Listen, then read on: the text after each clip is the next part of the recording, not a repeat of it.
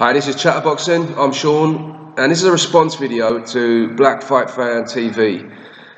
He's in America. It's a very good channel. I really like watching his videos, and he's a really good bloke as well. We've had our disagreements, but he's always respectful, always good-natured. So yeah, he's a really good bloke, and I've got a lot of respect for him. But I'm going to have to address a couple of the things that you said in the video. Started off, he made a video saying that Kell Brook is a scam, and then he was saying about his career. He hadn't really fought many people, and it was saying he was going to duck Errol Spence. He'd been doing it for a long time. I commented on it, and he made made another video in response to that, saying the difference between Errol Spence and Kell Brook, which was a very good video, to be fair. He made his case very well. I think that I agree with some of it and disagree with other parts, and I'll explain now. First of all, I think I didn't really explain myself very well, and I kind of gave you the wrong impression when I said that Errol Spence and Kell Brook had basically done the same thing, so I didn't really understand why you were giving respect to Errol Spence but not Kell Brook. I didn't mean in terms of, well, you said, and it's true, that Errol Spence had been in the game like hardly any time compared to Kell Brook. Kell Brook's been a welterweight for a number of years, and you're absolutely correct that he should be held to higher standards in terms of who he's fought than Errol Spence. No arguments from me there. What I meant was, in terms of what they've shown us in the ring, so the idea that Errol Spence was just going to kind of blast through Kell Brook based on what exactly? I mean, he'd basically beaten up like overmatched opposition, which is what Kell Brook has done for the most part, with the exception of Sean Porter and a couple of other kind of okay opponents. But generally speaking, he's been the favourite in all his fights, and he's won quite easily, which is basically what Errol Spence has done. So I wasn't saying that we should expect the same from Errol Spence, because as you pointed out, he's only been around like a short amount of time. So that was what I was trying to say with that. Yeah. Okay. So look, I've made a list of a couple of things you said here as well. Basically, the original point I said was your assumption that he would be ducking Errol Spence and he would be scared of Errol Spence. That's basically what I was saying, because all we've really seen from him, the two most notable opponents have been Chris Algieri and Leonard Bundu. Now, Leonard Bundu is someone who went life and death with Frankie Gavin, which is arguably his best win, which was probably a draw, in my opinion. That's the kind of level he's at. He went 12 rounds with Keith Thurman, basically didn't win a round. Not that impressive, in my opinion. So he is, in my opinion, the same level as Frankie Gavin. Not just in my opinion, he basically is the same level as Frankie Gavin. And they both dealt with that level of opponent in the same way. So whilst I accept that Kell Brook should have fought more people at this point, that tells us that they're kind of, well, they've shown us that that's how they deal with that kind of level of opponent. So I don't see that as evidence that he'd be able to do the same thing to Kell Brook. Chris Algieri, I remember when he fought Manny Pacquiao, everybody was saying that was a joke of a fight and that it was a laughable opponent for Pacquiao. Chris Algieri got on his bike for the whole fight and just basically went backwards and got knocked down 6 times against Pacquiao, well past his peak Pacquiao. And then he fought Amir Khan. Amir Khan's got many qualities, but he also has a few weaknesses.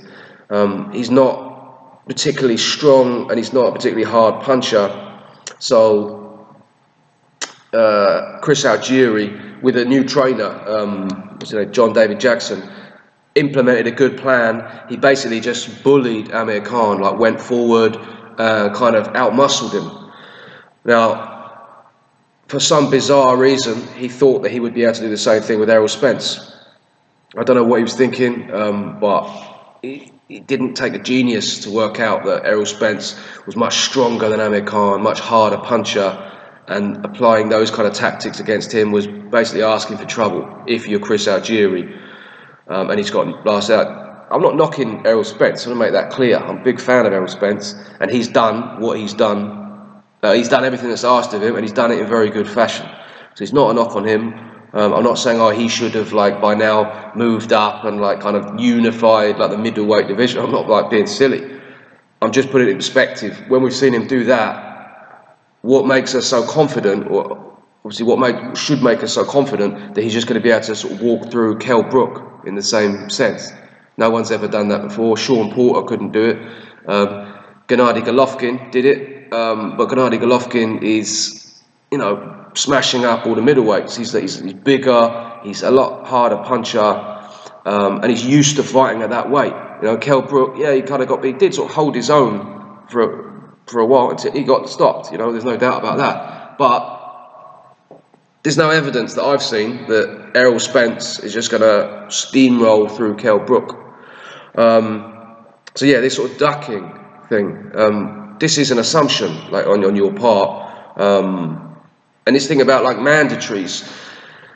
Okay, let's sort of break this down a little bit in terms of the time frame, because he beat Sean Porter.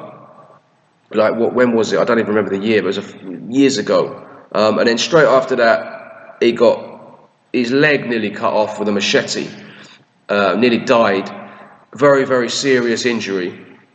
And he was out for a while, and then he had to fight his mandatory. So at that point, people think, okay, he's got one. He fought like Jojo Dan. And then after that, he's only fought one other mandatory, which was, I can't remember what happened. There was something I'm not exactly sure, but there was a kind of, he was supposed to fight Diego Chavez, I think, before that. So in terms of fights that he could have had in that time, Diego Chavez, which, that would have been, there's no way you can really argue against the fact that Diego Chavez was up for coming over here. He was up for taking sensible money, and that would have been a good challenge for him. That didn't happen. He pulled out of that, pulled out with an injury. That is what it is. In terms of the other people that potentially could have come over here, they were talking with Brandon Rios. Now, Brandon Rios, by all accounts, wanted ridiculous money to come over and fight. I don't blame him. I mean, look what he did after that. He was with Top Rank, and he went and fought Tim Bradley. Now, Tim Bradley is a bigger name than Kell Brook. It's an easier fight than Kell Brook in the sense that it's in your own country. You don't have to come into a sort of hostile environment on the other side of the world against like someone who you're not going to get as much credit for, at least in America. So, and that's someone with Top Rank. So it doesn't really, it's not that difficult for me to believe that Brandon Rios kind of priced himself out or just didn't really fancy that job when he had a better option on the table. Same thing with Jesse Vargas. Jesse Vargas was going to come over. They pretty much agreed it. And then obviously the pound went down a little bit. And then he, by all accounts, again, just wanted like silly money again. And look at what he's doing now. He's fighting like Manny Pacquiao. So you've got to think, like, how keen are all these people to come over and fight Kell Brook? I mean, you said that all these people are wanting to come over and fight Kell Brook. Are they? I mean, is that Keith Thurman has been called? Really? You think Keith Thurman wants to come to Britain to fight Kell Brook? Because he said so in an interview once. He had an interview, I remember seeing him with Radio Raheem, and he said, I'll fight Kell Brook and I'll fight him in the UK. I mean, anyone can say anything in an interview. As far as I'm aware, there's never been any approach made by Keith Thurman to fight Kell Brook. He seems a lot more keen on unifying now with Danny Garcia, now that Kell Brook probably isn't going to come back down to 147. Now, we can sort of speculate, but Kell Brook also called out Keith Thurman right after the fight when he was in the ring with Sean Porter. He said, I want to fight Floyd Mayweather, Keith Thurman, all these people. And he said it in loads of interviews as well. So if we're talking about people calling each other out, Kell Brook has called out Keith Thurman, Keith Thurman has called out Kell Brook. But it depends who you listen to. Now, looking at it logically, I would say it's much more likely that Al Heyman would want to keep Keith Thurman away from Kell Brook than the other way around. He's in America, where most of the welterweights are. You've got, obviously, Sean Porter, Danny Garcia, Adrian Broner, and you've got the whole welterweight division. Even Amir Khan, like one of our second best, or some people's opinion, but I disagree. But the two best welterweights from the UK, one of them is in America. So pretty much everything's going on over there in that division. And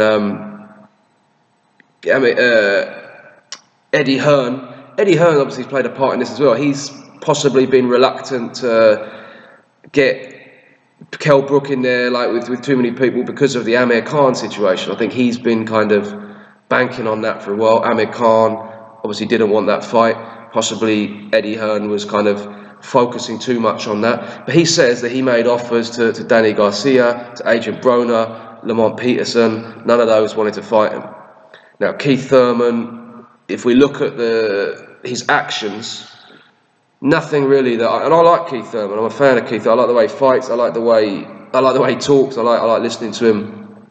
But let's be honest. I mean, he's in America, so he's fought a few people there, which like with names, people like Robert Guerrero, that not particularly good at welterweight anyway, but still it's a good name. We recognise it. Diego Chavez, I gave him quite a lot of credit for the Diego Chavez fight, more than most people did, to be honest with you. I think that was quite a tough opponent. But it took him ages to fight Sean Porter. According to you, he's terrified of Errol Spence. So am I supposed to believe that this man who's kind of took ages to get in the ring with Sean Porter doesn't want anything to do with Errol Spence? He's just going to kind of get on a plane, something he's never done before, come over to the UK, come into the Lions Den in front of a real passionate, loud, hostile crowd and fight someone who's bigger than him physically. He's not going to be able to overpower them. He can box, and it's a real tough challenge. I mean, people can believe what they want, I suppose, but personally, I find it quite unlikely that Keith Thurman, regardless of what he said in an interview with Radio Raheem or anyone else, that he was up for coming to the UK. Even if he was up for it, I very much doubt that Al Heyman was up for it. So that's a factor in why Kell Brook hasn't really fought that many people, in my opinion, since winning the Sean Porter belt.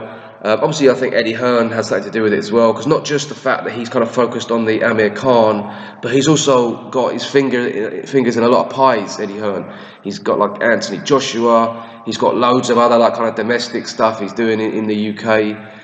He's just got loads of stuff. And I think all these things play a part in it. In terms of why Errol Spence, comparing Errol Spence and Kell Brook in terms of what Errol Spence is doing after such a short time in the game compared to Kell Brook. Yeah, again, absolutely agree on that. I think it's quite clear that Errol Spence, looking at him, I don't know him, but listening to him and observing him go about his business, he seems to be very level-headed, very focused. He seems to have a good head on his shoulders and discipline. He was, he was in the Olympics, wasn't he? He's only young and he's got kids, so presumably he's kind of grown up, matured quite quickly, and he's just very focused on what he's doing. So he's not messing about. Someone like Kell Brook, everybody knows about him getting like chopped out with a machete in Tenerife. But this isn't the first time he's been stabbed. He got stabbed, like I remember, I don't know, kind of at the start of his career, or near the start of his career, outside a club in Sheffield, in his hometown, at like 3 a.m. What's he doing outside clubs getting stabbed at 3 a.m? He's a professional boxer. By all accounts, he's out. He used to be out quite a lot, drinking, getting in fights with people in pubs. This is not indication of a particularly disciplined man. So you look at the first part of his career, it was pretty much just coasting along, going out, eating what he wanted to do. Eating what he wanted to eat, doing what he wanted to do pretty much, and just kind of relying on his talent. Then he got with Eddie Hearn quite late in his career, and then it kind of started to pick up a little bit. I remember he fought, Carson Jones. Carson Jones, who's underrated in my opinion. I'm not saying he's like the best fighter in the world. He's a tough opponent, like for anyone, really give him a tough fight. He fought him and it was a very tough fight for him. He got his nose broken, I think, in the 6th round. And after that, he said that, yeah, now I need to start eating properly, I need to start living properly and really taking this seriously. And that was well into his career. So this is the kind of lack of discipline that he had that plays a big part in why he is where he is in terms of what he's achieved in his career. And I think it has a lot more to do with that rather than the fact that he's just there, I don't want to take on any challenges. You have to understand the circumstances behind it. And after that, then he started to take it a bit more seriously. But by this point, he was kind of a bit older, and then he started we were talking about like these mandatory challenges. Yeah, he fought. I just want to make a couple of points here. These mandatory, people say I've heard people saying, he's like the king of mandatory. 2 mandatory challenges he fought. I don't know how long. First one, he didn't really have any other options. The second one, the same. Also, he was younger back then. So now he's like 30 years old. He's gone up in weight. Can you give me an example of anyone who's gone up in weight and then come back down successfully? I'm sure there are, but generally that's not a good idea, is it? I mean, you don't go up in weight like that and then come back down and then expect to be the same as you were before. Especially when you're older, you have to take into account that when you're talking like Jojo Dan, Kevin Bizier, these were a couple of years ago. Now these years, or I don't know how long the Kevin Bizier one was, but it's like a year ago, whatever, 18 months, but I don't know. But this does make a difference to your metabolism, and as you get older, it's harder and harder to do it. Also, now he's kind of raised his profile. He's got more options. Could you really begrudge him if he was going to fight, for example, instead of Errol Spence, Canelo? Or, which is what he's kind of talking about, Amir Khan. Now I made another video and I said I would much prefer to see Errol Spence, Kell Brook than Amir Khan, Kell Brook. But if you are Kell Brook, I mean, you're thinking I can make much more money and I get to beat up Amir Khan, which is something I've always wanted to do. Whereas Errol Spence, yeah, he's a sort of tougher opponent, I'm not going to make as much money, and I don't get to beat up Amir Khan. So, as I said, I would much prefer as a fan to see him fight Errol Spence, but I can't really begrudge him not wanting to make millions of pounds. I mean, at the end of the day, he's a poor kid from a council estate who's basically worked hard all his life. I said he's had like discipline problems, but generally speaking, he's worked pretty hard, and now he's got an opportunity to make millions of pounds, millions more pounds. Can't really begrudge him that. So, yeah. What was I going to say? Yeah, one last thing. You said about the sorry, it's a bit long. I'm kind of waffling, but one last point I want to make. You compared the sort of the styles of Golovkin and Errol Spence as if. I said originally, just because Golovkin could do something, that doesn't mean that Errol Spence can. And then you said that, no, well, Errol Spence he can cut the ring off better than Golovkin. I mean, that's debatable, but, let's imagine that he can. That doesn't really matter, because Kell Brook has never been someone to fight on the back foot. He didn't really fight on the back foot against Golovkin. He basically had a bit of success because he's got fast hands and he's got skill and he's got good reflexes, and he managed to, for a while, kind of fend him off a little bit. But as I said in my prediction video, he's not a good fighter on the back foot. He's going to have to kind of try and push him back. Don't think he's going to be able to do it. That's why I've always said it's going to take someone like Andre Ward. That's why I think Andre Ward would be the obvious person to think could beat him, because that's like what you would need to do to beat him. So I didn't see Kell Brook ever needing to do that, but I don't think he will need to do that against Errol Spence. It's a different fight. Errol Spence can cut the ring off all he wants. Kell Brook's not going to be running from him. Errol Spence, he doesn't hit as hard as Gennady Golovkin. I'm sure he doesn't. And is he going to be able to take the punches that Gennady Golovkin can? He doesn't have that great defence either, to be honest. At least he hasn't shown it so far. He gets hit quite a lot. Now, maybe he gets hit quite a lot because he's fighting people that he doesn't really respect, and he kind of is prepared to take one to give one. That's true. But the style of Errol Spence against Kell Brook, he's not going to be like an Adi Golovkin, because he's not going to be like. It's possible what you said about the damaged eye socket, that could play into it, but yeah, I don't think that that's a measuring stick, because he's not Golovkin. He's the same size as Kell Brook. So Kell Brook can basically stand there toe to toe with him and have a good fight, and that's pretty much what I think will happen. And yeah, made a best man win. I think depending on what Kell Brook's like, if he comes down to 147, I would make him the slight favourite. I'm sure you, well, obviously you would definitely make Errol Spence the big favourite. But yeah, so that's it. Sorry, it's been a bit long. I think I've probably forgotten a couple of things, but yeah, I've covered most of the stuff I wanted to say. But yeah, so that's it. Thank you very much for watching.